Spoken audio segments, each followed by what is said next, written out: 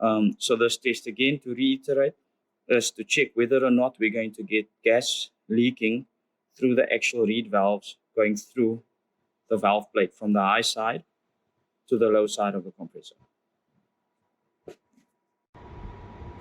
Yeah, as you can see, immediately as we've isolated the system, there's an immediate drop in the pressure at the discharge valve, and the pressure at the suction valve is simultaneously rising, which confirms quite spectacularly that there is a leak, quite a big leak through the reed valves of this compressor. So immediately there, the compressor has failed the efficiency test due to a leak at the reed valves.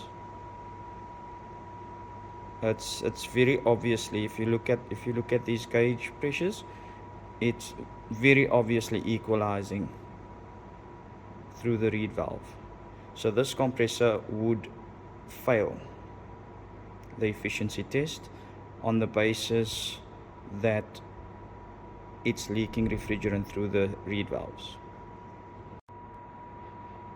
Yes, well, there you can see it. Once we open the discharge service valve, there's an immediate rise in pressure on the high side, which obviously would happen because we're letting refrigerant from the system come back into the discharge valve. So we've effectively opened that section up, so we'll get refrigerant coming back from the system, and that's why this pressure, which is the pressure over here, has gone up.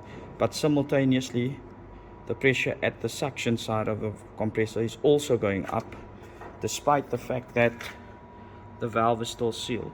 So what that is saying to you is that as the pressure on this line has come back to the discharge valve, it has gone through the reed valves and in turn has raised the pressure on the suction side, which is pretty evident over here. So that's just double confirmed that this compressor absolutely has a leak through the reed valves on the valve plate, and therefore this compressor has failed the efficiency test.